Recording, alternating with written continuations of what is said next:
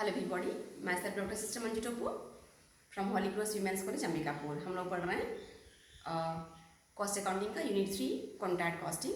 और इसमें आपको फिर से आज पढ़ाऊंगी हम लोग कैसे वैल्यू ऑफ वर्क अनसर्टिफाइड गणना करते हैं। मैंने इसके पहले समझा चुका था पहला शर्त। आज हम देखेंगे दूसरा और तीसरा शर्त क्या है, दूसरी और तीसरी शर्त क्या है, what are the condition to calculate value of work uncertified. चलिए यहाँ पर समझाते हैं।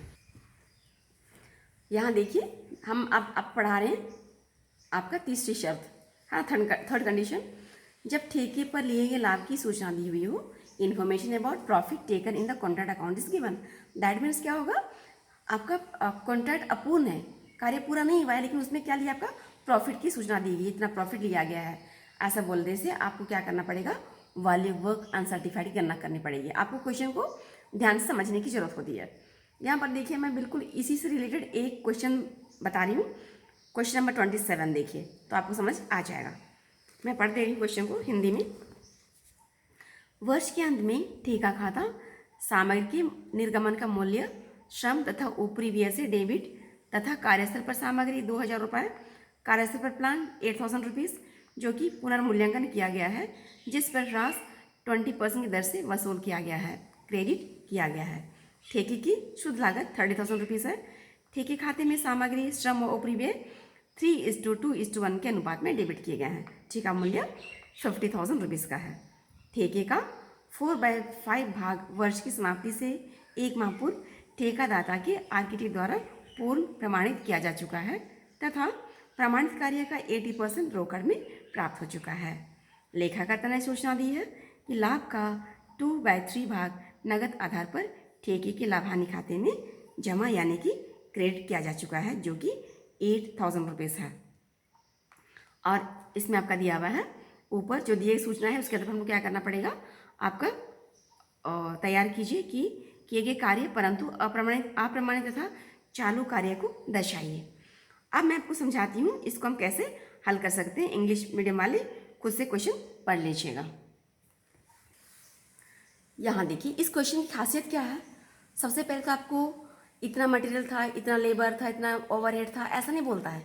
इस क्वेश्चन में बोल दिया, देखो यहाँ पर सबसे पहले यहाँ देखिए, यहाँ the net cost of contract is 30,000, माने कि जो आपका कॉन्ट्रैक्ट का पूरा टोटल लागत दिया हुआ है 30,000 और उसमें से हमको डेबिट करना है। वो क्वेश्चन में बोल दिया है, ध्यान से क्वेश्चन को देख लीजिएगा। उसमें से डेबिट करना है मटेरियल, लेबर और ओवरहेड को किस प्रोपोर्शन में, किस अनुपात में, 3:2:1 के अनुपात में डेबिट साइड पे लिखना है। तो हम आपका इसमें जो सूचना अपन को दी है उसमें से ढूंढेंगे मटेरियल, लेबर एंड ओवरहेड आपके इस अनुपात में। तो हम मटेरियल का देख लेते हैं।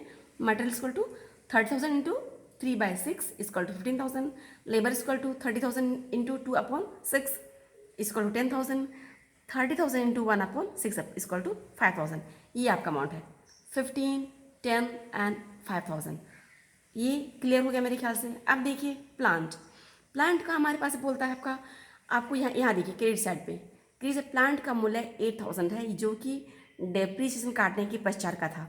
और डेप्रीसिएशन आपका कितना कटा है, आपका 80% कटा है मेरे ख्याल से। 80% नहीं, आपका कटा होगा 20% की दर से, है ना। यहाँ पर 20% दर से आपका ये कटा है डेप्रीसिएशन आपका, और ये 20% घटाने के पश्चात आपको दिया है by plant on the hand 8,000, ये दिया हुआ है। पहले के क्वेश्चन में हम लोग इसको कैलकुलेट करके निकालते थे। इस क्वेश्चन में ये दिया हुआ है हमको आपका डेबिट साइड में प्लांट का मूल्य को ज्ञात करने की जरूरत है। तो हम क्या करेंगे, calculation of plant in the beginning कितना होगा, क्योंकि 20% आपका काट लिया है, तो हम इसका 100% निकालेंगे।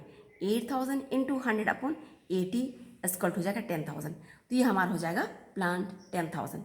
इसके पश्चात आपका बिल्कुल क्वेश्चन दिया हुआ है, यहाँ पर देखिए work certified 4/5 of contract price. Contract price यहाँ पर 50,000 दिया हुआ है। 50,000 का हम निकालेंगे 4/5 इक्वल टू 40,000। ये आपका 40,000 हो गया।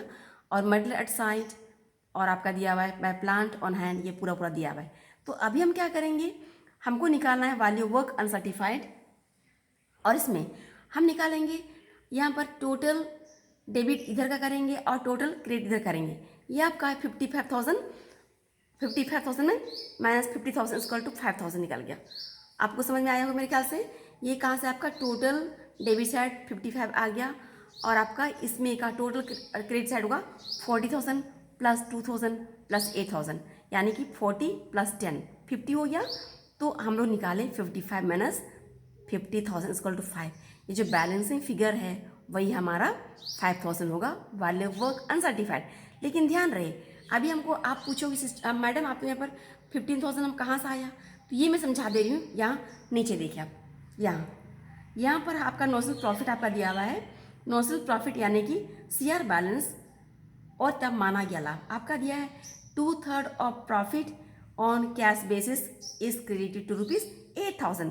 तो हम इसमें आपका 2/3 इतना दिया गया है, तो हम लोग क्या निकालेंगे इसका, okay, that is notional profit into 2/3 into आपका 80/100 आपको दिया हुआ वैल्यू आपका work certified upon value of cash received upon value work certified दिया होगा अपॉन आजकल टू आपका 8,000।